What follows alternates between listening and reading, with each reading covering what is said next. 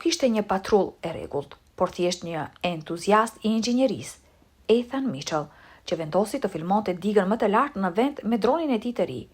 Kur pa një gomone të vjetër të braktisur me arka misterioze dhe një skarë të sigurisë të hapur, ai filloi të hetonte, por ajo që zbuloi poshtë ujit dhe brenda arkave ishte një komplot terrorist që rrezikonte shkatrimin e një komuniteti të tërë. Ethan Mitchell kishte qenë gjithmonë i tërhequr nga projektet e mëdha inxhinierike dhe digat ishin në krye të listës së tij. Kishte diçka në lidhje me këto struktura masive që mbanin miliona litra ujë që e linte atë njëkohësisht të impresionuar dhe pak të çuditur. Kështu një mëngjesë me diell të së shtunës ai mori dronin dhe pajisjet e tij dhe voziti për disa orë për të vizituar një nga digat më të larta në vend. Ishte ere e tij e parë që e shihte atë personalisht dhe mezi priste të kapte madhësinë dhe detajet e saj nga ajri. Ajo që nuk priste ishte ajo që do të gjente vetëm minuta pas ngritjes. Ai arriti pikërisht kur dielli po fillonte të ngrohte qiellin. Duke parkuar në një pikë të qetë, vëzhgimi, ai doli në ajrin e freskët të mëngjesit. Era mbante erën e freskët të pishave dhe poshtë tij, diga shtrihi si një pllak gjigante betoni duke ndarë rezervuarin e qetë nga lumi i shpejt poshtë. Ethan u ndal për të marrë të gjithë pamjen, por dëshira për ta ngritur dronin e tij në ajër shpejt mori kontrolli. Ai kishte gjetur një copë toke të shesht aty pranë, vendosi çantën e tij dhe filloi të zhbllokonte pajisjet. Ndërsa droni gumzhinte, helika rrotulloi derisa u ngrit butësisht në ajër. Ethan rregulloi komandat dhe dërgoi atë duke u ngjitur mbi digë, duke parë pamjen e drejtë për drejtë që vinte në tabletin e tij. Pamja ishte e pabesueshme, ujë blu shkëlqyes pas murit, pemë të trasha që rreshtonin lumin poshtë dhe struktura masive që qëndronte mes tyre. Pastaj ndërsa fluturoi dronin drejt qendrës së rezervuarit, diçka në pamjen e drejtë për drejtë e bëri atë të ndalonte. Një gomone e vogël që notonte pranë kanalit të derdhjes. Të shihte një gomone me ujë nuk ishte aq e pazakont. Nuk kishte punëtor në bord dhe nuk po lëvizte. Thjesht të qëndronte atje, çuditërisht e qetë. Ethan ngriti një vetull, por fillimisht e largoi si mendim, duke menduar se mund të ishte pjesë e ndonjë pune të vazhdueshme. Ai e zhyti dronin pak më poshtë për të marrë një pamje më të mirë. Pamja u zmadhua në kuvert, duke zbuluar një gomone të vjetër të rrahur. Më pas ai vuri re diçka të çuditshme, arka të mëdha të grumbulluara në kuvert të lidhura me litar. Arkat nuk dukeshin sikur ishin vendosur me kujdes, ato dukeshin të nxituara, pothuajse të hedhura atje. Kjo i dha një ndjenjë të çuditshme. Ai rrotulloi dronin rreth gomonës ngadalë, duke përpjekur të kapte çdo kënd të mundshëm. Litarët ishin të ngrisur në vende dhe arkat nuk ishin asnjë shënim apo etiketë të dukshme. Ndërsa qëndronte pezull mbi buzën e digës, ai pa diçka që i alëshoi stomakun.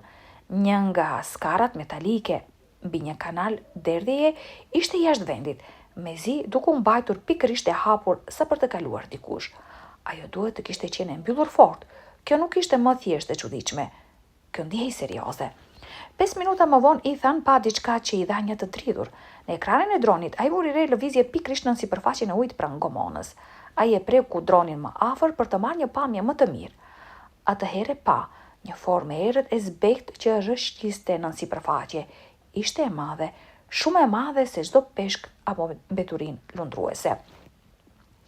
Kontura u bë më e qartë, duke treguar shkëlqimin e asaj që dukej si pjesë metalike, duke kapur dritën e diellit përmes ujit. Hija u zhvendos në një rreth të ngadalt rreth gomonës, pastaj u zhduk pranë kanalit të derdhjes, pikërisht pranë skarës së lirshme. Mendja e tij po kërkonte përgjigje. A ishte një lloj makinerie në ujore? Nuk kishte rëndësi se si e shikonte, as tjera nuk kishte kuptim. Ai e dinte se ishte koha të raportonte atë që kishte parë. Nëse diçka shkonte keq me digën, edhe një dështim i vogël mund të çonte në përmbytje serioze, duke shkatruar shtëpi, tokë dhe jetë.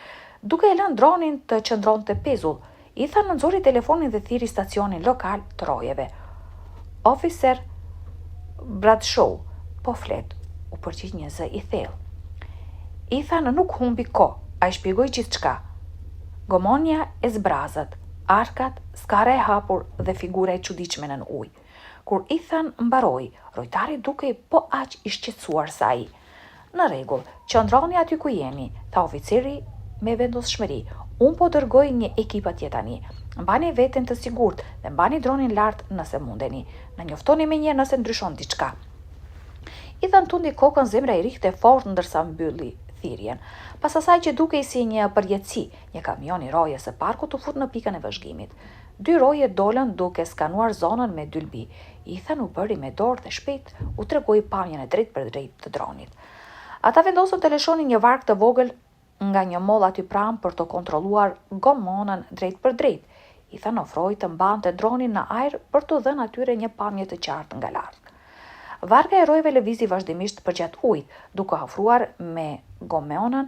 Ethan i ndoqi me dron, duke mbajtur kamerën në fokusuar në çdo lëvizje të tyre. Kur arritën tek gomonja, një roje mbajti varkën të qëndrueshme ndërsa tjetri u ngjit lart. Roja në gomone fillimisht inspektoi me kujdes arkat, pastaj pa pritmas, rojtari ngriu dhe valviti krahat për të sinjalizuar partnerin e tij. Ai hapi një nga arkat dhe ajo që ishte brenda i aftou gjakun i Ethanit. Brenda arkës ishte e mbushur eksploziv, shpërthyes të vërtet industrial dhe kishte kohmatës të lidhur me ta. Ethan e ndjeu frymën e tij të ngecë, e shkurtër dhe e dridhur. Dikush kishte lënë eksploziv në gomone pikërisht pranë digës. Rojet kërcyen në veprim menjëherë, duke thirrur për përforcime dhe duke filluar një evakuim të zonës rreth digës. Pothuajse sikur i përgjigjej, hija u kthye, këtë herë duke rrëshqitur nëpër ujë drejt varkës së rojeve. Forma doli në sipërfaqe vetëm për një moment, dhe këtë herë ai e pa qartë. Ishte një pajisje mekanike e hollë me mjete të ngjashme me krah të bashkangjitur, definitivisht një lloj roboti në New York. Atëherë i klikoi. Nuk ishte thjesht një makinë e rastësishme. Ky ishte një dron që do të thoshte se dikush aty pranë po e kontrollonte, duke parë gjithçka që po ndodhte. Rojet e morën vesh lëvizjen në ujë. Ata u kthyen shpejt drejt të valëzimeve dhe njëri prej tyre kapi një shufër nga varka, duke u përpjekur të shmangte makinën. Pikërisht para se t'i arrinte, droni në New York u kthye papritmas dhe u zhyt përsëri në thellësi. Brenda pak minutash mbritën më shumë ekipe emergjence, ekspert për bomba, zhytës dhe mbështetje shtesë. Kur rreziku më në fund kaloi, Ethan ndjeu një val lehtësimi.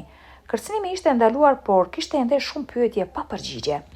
Më vonë atë mbrëmje oficer Bradshaw shkoi tek Ethan dhe e falenderoi. Ju mund të keni shpëtuar digën dhe shumë njerëz, tha rojtari seriozisht. Ai kërkoi Ethanit të dërgonte të gjitha pamjet e dronit për hetimin e tyre. Ndërsa po largoi, Ethan e kuptoi se kostoja e dronit, të gjitha kursimet dhe argumentet papritmas i avlenin. Ajo ndoshta sapo kishte ndihmuar në shpëtimin e jetëve. Zgjedhja e tij për të fluturuar atë mëngjes kishte ndryshuar gjithçka. Nëse ai do të kishte arritur më vonë, ose do të kishte injoruar atë që pa, mund të kishte qenë tepër vonë. Ai shpresonte vetëm se ata do të gjenin kush ishte përgjegjës para se të ndodhte përsëri.